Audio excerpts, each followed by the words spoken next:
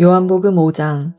그 후에 유대인의 명절이 되어 예수께서 예루살렘에 올라가시니라.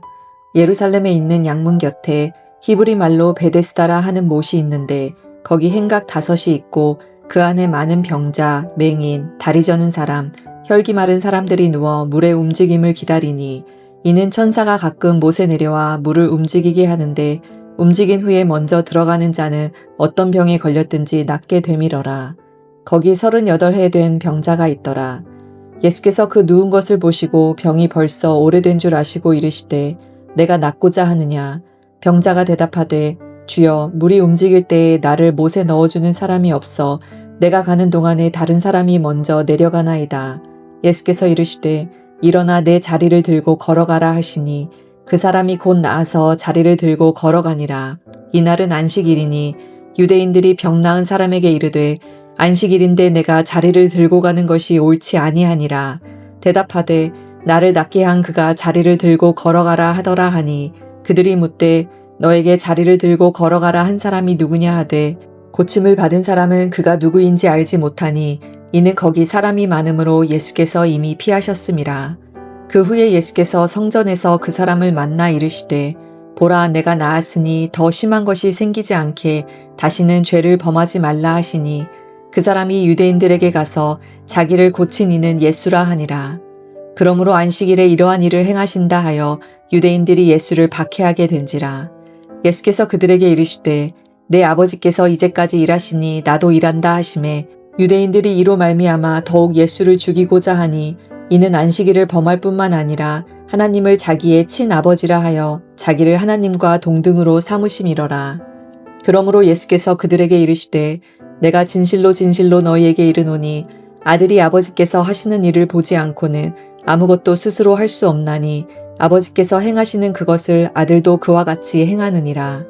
아버지께서 아들을 사랑하사 자기가 행하시는 것을 다 아들에게 보이시고 또 그보다 더 큰 일을 보이사 너희로 놀랍게 여기게 하시리라. 아버지께서 죽은 자들을 일으켜 살리심같이 아들도 자기가 원하는 자들을 살리느니라.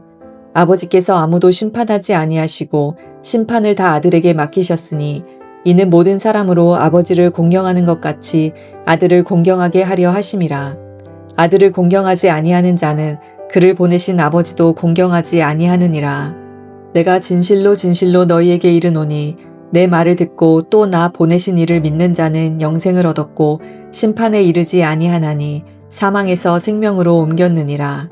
진실로 진실로 너희에게 이르노니 죽은 자들이 하나님의 아들의 음성을 들을 때가 오나니 곧 이때라.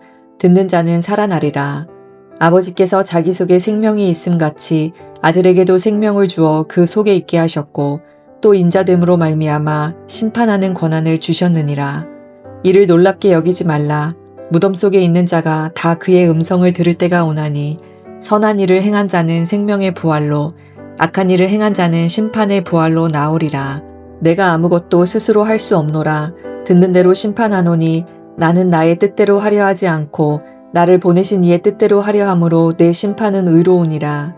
내가 만일 나를 위하여 증언하면 내 증언은 참되지 아니하되 나를 위하여 증언하시는 이가 따로 있으니 나를 위하여 증언하시는 그 증언이 참인 줄 아노라. 너희가 요한에게 사람을 보내매 요한이 진리에 대하여 증언하였느니라. 그러나 나는 사람에게서 증언을 취하지 아니하노라. 다만 이 말을 하는 것은 너희로 구원을 받게 하려 함이니라. 요한은 켜서 비추이는 등불이라.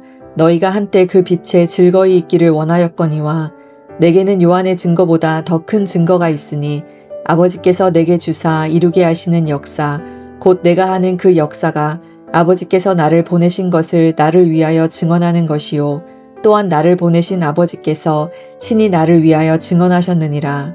너희는 아무 때에도 그 음성을 듣지 못하였고 그 형상을 보지 못하였으며 그 말씀이 너희 속에 거하지 아니하니 이는 그가 보내신 이를 믿지 아니함이라. 너희가 성경에서 영생을 얻는 줄 생각하고 성경을 연구하거니와 이 성경이 곧 내게 대하여 증언하는 것이니라. 그러나 너희가 영생을 얻기 위하여 내게 오기를 원하지 아니하는도다. 나는 사람에게서 영광을 취하지 아니하노라. 다만 하나님을 사랑하는 것이 너희 속에 없음을 알았노라. 나는 내 아버지의 이름으로 왔음에 너희가 영접하지 아니하나 만일 다른 사람이 자기 이름으로 오면 영접하리라. 너희가 서로 영광을 취하고 유일하신 하나님께로부터 오는 영광은 구하지 아니하니 어찌 나를 믿을 수 있느냐. 내가 너희를 아버지께 고발할까 생각하지 말라. 너희를 고발하는 이가 있으니 곧 너희가 바라는 자 모세니라. 모세를 믿었더라면 또 나를 믿었으리니 이는 그가 내게 대하여 기록하였음이라. 그러나 그의 글도 믿지 아니하거든 어찌 내 말을 믿겠느냐 하시니라. 아멘. 오늘 함께 읽은 요한복음 5장은 예수님께서 유대 명절 기간에 예루살렘으로 올라가신 사건을 중심으로 기록되어 있습니다. 요한복음 5장에는 두 가지 주요 사건이 나오는데요. 첫 번째는 예수님께서 베데스다 연못에서 38년 된 병자를 치유하신 사건이고, 두 번째는 안식일 치유로 인해 유대인들과 예수님 사이에 벌어진 논쟁입니다. 예수님께서는 베데스다라는 곳에 있는 연못에 도착하셨을 때 많은 병자, 맹인, 다리 저는 사람, 혈기 마른 사람들이 누워서 물의 움직임을 기다리고 있었습니다. 베데스다는 히브리어로 자비의 집이라는 의미를 가지고 있습니다. 이곳에는 5개의 행각이 있었는데요. 그곳은 아픈 사람들이 모여들어 치유를 바라는 곳이기도 했습니다. 그들은 천사가 가끔 내려와 물이 움직일 때 가장 먼저 들어가면 병이 낫는다는 믿음을 가지고 있었습니다. 그때 예수님께서는 38년 된 병자를 보시고 그에게 내가 낫고자 하느냐라고 물으셨습니다. 그리고 예수님께서는 그 38년 된 병자를 치유하셨습니다. 8절의 말씀을 보면 예수님께서는 일어나 내 자리를 들고 걸어가라 라고 말씀하셨습니다. 이 명령은 단순히 신체적인 치유뿐만 아니라 새로운 시작과 회복, 그리고 믿음에 대한 요청을 전달하고 있습니다. 예수님의 말씀이 단지 기적을 나타낸 것 이상의 의미가 있음을 우리가 또한 알 수 있습니다. 하지만 유대인들은 예수님께서 이 38년 된 병자를 안식일에 치유했다라는 그 이유로 비난하기 시작을 합니다. 왜냐하면 유대 율법에 따르면 안식일에는 어떤 일도 해서는 안 되었기 때문에 예수님께서 안식일에 병을 치유한 것이 문제가 되었던 것이죠. 유대인들은 예수님을 비난했습니다. 그때 예수님께서는 그들에게 이렇게 대답을 하셨는데요. 17절에 보면 그들에게 이르시되 내 아버지께서 이제까지 일하시니 나도 일한다 라고 말씀을 하십니다. 이것을 통해서 우리가 좀 알 수 있는 것은 예수님의 사역이 하나님의 뜻과 연계되어 있음을 알 수가 있고요. 또한 안식일의 참된 의미를 재해석하여 하나님의 일과 사랑이 시간과 규례를 초월하고 있음을 또한 예수님께서는 말씀해 주고 계십니다. 하지만 예수님께서 이렇게 얘기했을 때 그들은 더욱더 예수님을 죽이고자 했습니다. 한번 18절 말씀을 같이 읽어볼까요? 유대인들은 이로 말미암아 더욱 예수를 죽이고자 하니 이는 안식일을 범할 뿐만 아니라 하나님을 자기의 친아버지라 하여 자기를 하나님과 동등으로 삼으심이러라. 유대인들은 예수님을 죽이고자 했습니다. 두 가지 이유를 들어 예수님을 더욱 죽이고자 했는데요. 첫 번째는 안식일을 범했고 두 번째는 하나님과 자신을 동등으로 삼은 그 두 가지 이유로 예수님을 죽이고자 하였습니다. 그래서 예수님은 이어지는 논쟁에서 자신의 권위와 또한 하나님과의 관계를 설명하십니다. 19절의 말씀을 보면 아들이 아버지께서 하시는 일을 보지 않고는 아무것도 스스로 할 수 없나니 아버지께서 행하시는 그것을 아들도 그와 같이 행하느니라 라고 말씀을 하십니다. 이 말씀을 통해서 예수님은 하나님 아버지와 깊고 특별한 관계를 강조하고 계십니다. 예수님은 하나님의 아들로서 독립적으로 아무것도 하지 않으시며 오직 아버지께서 하시는 일을 그대로 행하신다고 말씀하고 계십니다. 이것은 예수님의 사역이 하나님과 완전한 일치 속에서 이루어지고 있음을 보여주고 있습니다. 또한 예수님의 사역이 단순히 인간적인 지혜나 능력에 의한 것이 아니라 하나님의 뜻을 따라 행해진다는 것을 이야기해 주고 있습니다. 더욱이 예수님께서는 예수님의 이 사역이 많은 증언을 통해서 뒷받침되고 있음을 강조하고 있습니다. 19절에서 47절의 말씀을 통해서 우리가 좀 찾아볼 수 있는 증언들이 있는데요. 바로 침례 요한의 증언, 또 성경의 증언, 또 하나님의 증언을 통해서 예수님의 사역이 증명되고 있음을 말씀해 주고 계십니다.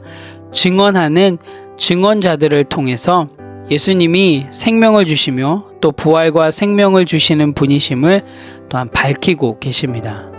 그래서 예수님의 사역과 권위가 단순히 사람들의 말에 의존하는 것이 아니라 전적으로 하나님으로부터 온 것임을 나타내고 있습니다. 오늘 함께 읽은 요한복음 5장은 예수님의 치유와 구원의 능력뿐만 아니라 예수님이 하나님의 아들로서 가지는 권위와 정체성을 강조하고 있습니다. 또한 이 땅 가운데 예수님의 사역이 하나님의 뜻을 수행하기 위함임을 우리에게 또한 보여주고 있습니다. 예수님의 말씀과 행동은 단순히 육체적인 치유를 넘어서 영적인 구원을 제공하는 사역의 일환임을 또한 우리가 알 수 있습니다. 오늘 함께 읽은 요한복음 5장을 통해서 우리의 삶 가운데 적용해야 될 부분들을 함께 나누길 원합니다. 첫 번째로는 건강한 성도로서 생명을 살리는 일에 동참하겠습니다 입니다. 오늘 요한복음 5장을 통해서 우리가 살펴봤듯이 예수님께서 이 땅에 오셔서 하신 모든 사역들은 생명을 살리는 일이었습니다. 예수님은 법적, 형식적, 종교적인 그런 규칙보다는 생명을 살리는 일에 최선을 다하셨습니다. 우리도 예수님께서 행하신 이 생명을 살리는 일에 최선을 다해야 할 것입니다. 오늘 하루도 건강한 성도로서 예수님이 행하셨던 그 길을 본받아 따라가야 함을 믿습니다. 그래서 오늘 하루도 정말 생명을 살리는 일에 최선을 다하십시오. 여러분이 경험한 그 복음의 은혜들을 오늘도 전하며 나아가시는 그런 건강한 성도가 되시기를 간절히 소원합니다. 두 번째로는 건강한 성도의 정체성을 가지고 살아가겠습니다 입니다. 오늘 요한복음 5장에서 예수님께서는 다양한 증언을 통해서 예수님의 정체성을 증명하셨습니다.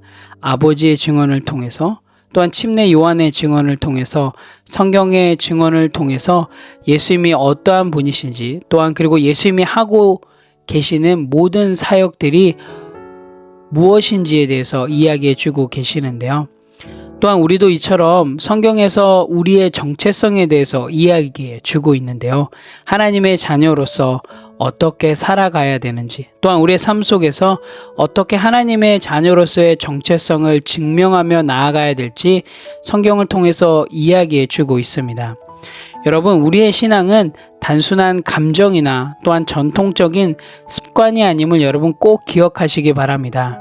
성경에서 이야기하는 대로 실행하고 실천하며 또한 그 정체성대로 오늘 하루 여러분의 입술을 통해서 그리고 여러분의 삶의 모습을 통해서 여러분의 정체성인 건강한 성도를 증명하시는 그런 귀한 하루가 되시기를 간절히 소원합니다. 함께 기도하겠습니다. 하나님 참 감사합니다. 요한복음 5장을 통해서 예수님이 어떠한 분이신지 다시금 우리에게 알려주셔서 참 감사합니다. 하나님, 정말 저희들 건강한 성도로서 형식적인 신앙이나 여러 가지 전통적인 습관을 쫓는 것이 아니라 정말 성경에서 이야기하는 대로 실행하고 실천하며 나아갈 수 있도록 하나님 오늘 하루도 인도하여 주시옵소서. 하나님, 성경의 기준을 우리의 삶의 기준으로 삼게 도와주시고 정말 그렇게 살아냄을 통하여서 오늘 하루도 우리의 삶을 통하여서 하나님이 증명되어지는 그런 귀한 삶이 될 수 있도록 인도하여 주시옵소서. 오늘도 성경대로 실행하고 실천하며 나아가는 정말 주님과 동행하며 나아가는 그런 귀한 하루 될 수 있도록 인도하여 주시옵소서. 감사드립니다. 예수님의 이름으로 기도합니다. 아멘.